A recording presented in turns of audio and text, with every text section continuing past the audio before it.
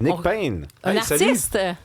L'artiste. Un artiste et un intellectuel, Nick Payne. Toi, c'est comme la Formerly known synthèse as des Payne. deux. Oui. La synthèse des deux, le musicien et l'intello.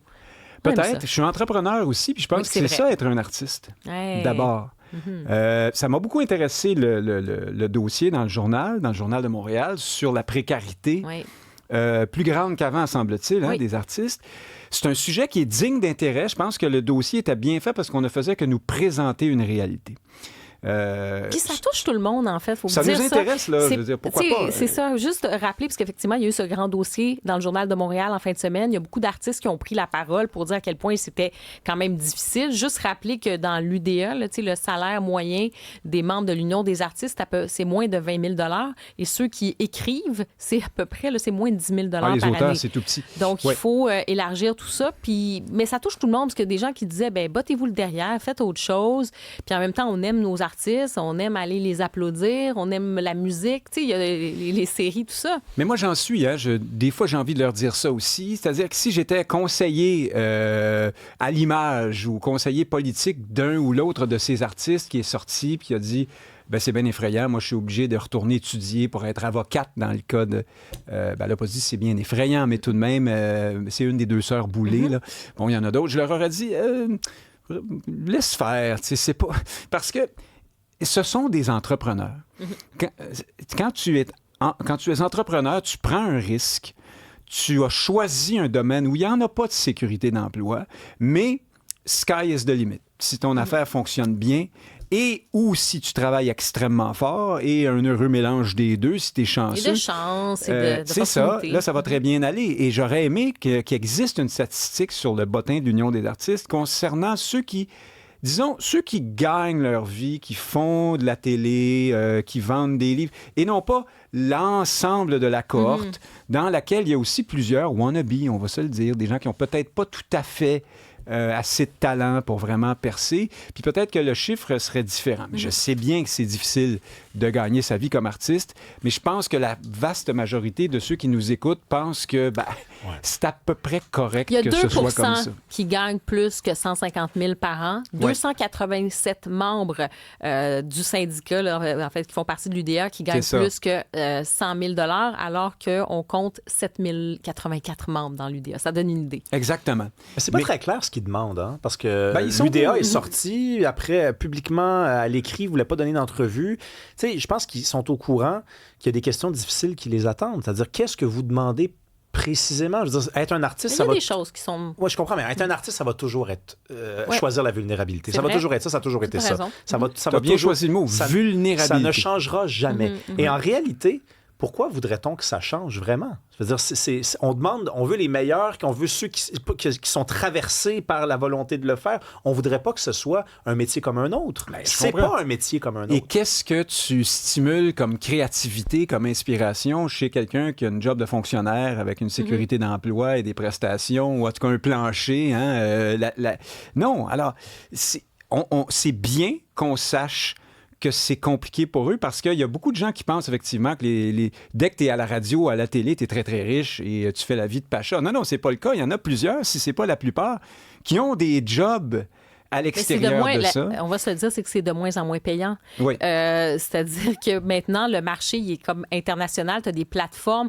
ce qui fait que la tarte, comme on dit, là, de ce bassin de revenus-là est moins grand aujourd'hui. C'est ça. Puis tu as raison, c'est beaucoup d'appelés, peu d'élus. Ouais. Il y a cette réalité. Mais tu sais, Rémi mentionnait qu'est-ce qu'il demande. C'est parce qu'il y en a qui vont dire, ouais, mais en France, par exemple, il y a un statut d'intermittent du spectacle. Donc, tu sais, il y a une forme Ouais, ben, d'assistanat. parlons-en. Ben oui, Oui. c'est un fiasco. Je veux dire, Un c'est État, un puits sans fond. Obèse, en Ça- déroute, c'est en un faillite. C'est ça, c'est un puits sans fond pour ça. Ouais. Mais moi, je suis contre cet assistanat, effectivement.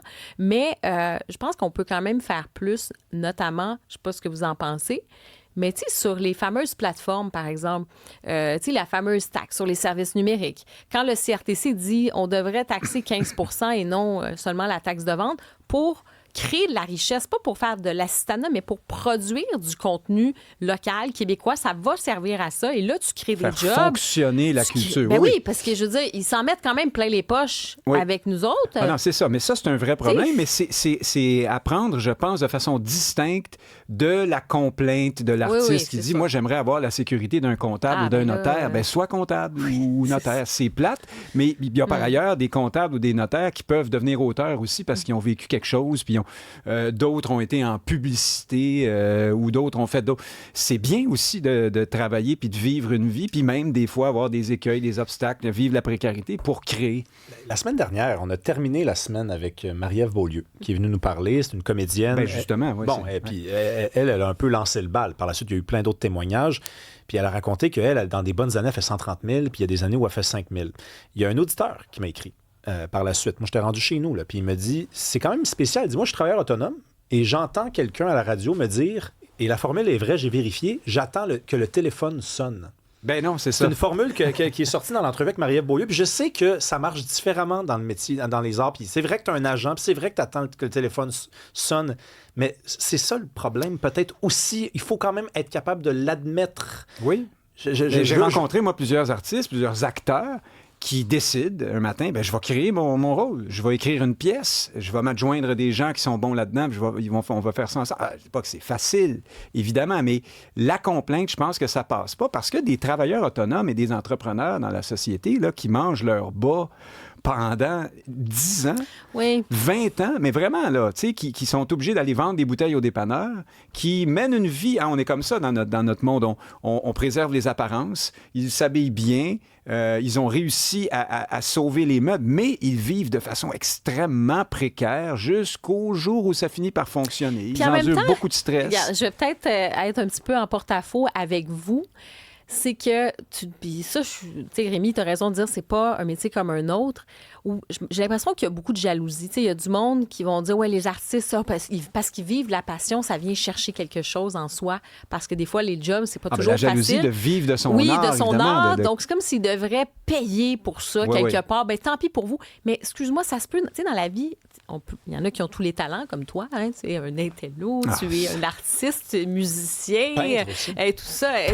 Tu es entrepreneur. Bon, OK, mais je veux dire, dans la vie, il y a une répartition. On n'a pas tous les mêmes talents. Tu sais, ça se peut que tu sois un grand interprète, que tu sois bon pour composer, mais que tu es archi nul, tu n'es pas manuel, tu n'es pas... tu sais, à un moment donné, c'est ça, toi, ton talent dans la vie, puis qu'est-ce que tu veux? Tu fais... Donc, quelque part aussi... Je pense que là-dessus, on doit aussi avoir cette indulgence-là. C'est-à-dire, si toi, tu es super bon en mathématiques, puis, je sais pas, tu vas faire un certain métier qui est hyper payant, tant mieux pour toi, mais il y a une répartition inégale des talents dans la vie, puis la société doit considérer ça aussi. C'est sûr, mais pour un comme ça, il y a beaucoup de gratteux de guitare avec une mentalité syndicale qui dit, on devrait me faire vivre parce que je suis un artiste. On est dans les clichés, comme les gratteux de guitare. Le studio est au J'ai fait exprès de le faire voyager. C'est un de mes talents. Mais non, mais c'est ce que tu as, la jalousie, puis les sentiments tristes, les passions tristes dont tu parles, Karima, c'est pas correct non plus, mais je n'adhère pas plus à ça qu'à la complainte de l'artiste syndical qui pense que la société devrait le faire vivre. Non, il faut que tu bûches. Puis les petits jalouseux, vous n'êtes pas plus brillants, là. Hey, en 2 minutes, Charles Milliard qui réagit au livre bleu. Moi, je ne sais pas si c'était sa même longueur d'onde que moi, mais Charles Milliard, à chaque fois, il se drape d'une certaine vertu. Pour commencer, il dit, je vais respecter l'exercice, je vais lire le truc, je vais prendre 72 heures. Là, tu te dis, oh mon Dieu, on va peut-être lire une réaction étonnante, inédite, on va s'élever, on va lire... Et là, finalement, il nous arrive avec le livre bleu, c'est l'instabilité, c'est s'en aller vers l'inconnu, on rêve en couleur. Puis là, tu te dis, ben écoute, t'avais pas besoin de 72 heures pour nous dire ça. Tiré à boulet rouge sur le livre bleu, hein? On pourrait faire cette image avec les libéraux. Milliard est rentré dans le rôle des libéraux qui est de... Et je ne m'en vais pas dans la caricature là, de dire on va faire peur au monde. C'est pas ça, c'est de sortir le débat sur l'indépendance de sa véritable substance. L'indépendance nationale, tu fais ça parce que tu penses que tu es une nation et tu veux t'épanouir et te développer comme nation, ce qui, dans le cas du Québec, avec la taille de son économie, sa mainmise sur ses secteurs stratégiques, tout ça devrait être tout à fait possible économiquement. Là, ici, ce qu'on nous dit, c'est ça va coûter plus cher ou ça va coûter moins cher. Même le Parti québécois joue un peu dans ce film-là en disant si on est indépendant, là, ça va être bien plus payant que si on ne l'est pas. C'est pas sûr, mais l'inverse est loin d'être sûr aussi. Il y a certains domaines dans lesquels probablement il va y avoir des pertes, certains autres domaines où on va fleurir, mais essentiellement, ce à quoi l'indépendance te confine, si j'ose dire, ou ce qu'elle te permet, c'est de t'épanouir comme peuple. Alors, on peut vouloir développer économiquement le territoire du Québec en faisant abstraction de toute distinction de culture entre le Québec et le Canada. C'est tout à fait valide. Mais on peut aussi penser qu'il y a une nation qui mérite de se développer et de se projeter dans le monde. Et à partir du moment où tu fais ce choix-là comme nation, tu ne te demandes pas tout le temps si ça va coûter plus cher ou moins cher sur une période, sur un exercice fiscal donné. Tu fais le pas en avant, puis tu y vas. Mais les libéraux, leur travail, comme ils sont en faillite intellectuelle sur ça, sur la question de la culture et de l'identité, parce que tout le monde le voit, même les Québécois qui vont voter pour le non, voient bien que l'avenir identitaire, culturel, le français, les Canadiens français, le Québec francophone est assez étroit dans un cadre canadien, mais eux considèrent, pour d'autres raisons, qu'il faut y rester. Tu peux penser comme ça, mais les libéraux, eux, vont pas là, ils sont pas capables de parler de ça. Ils disent plutôt « ça va coûter cher, on rêve en couleur, tati, tata ». Merci Nick Payne, à demain. Salut. Merci.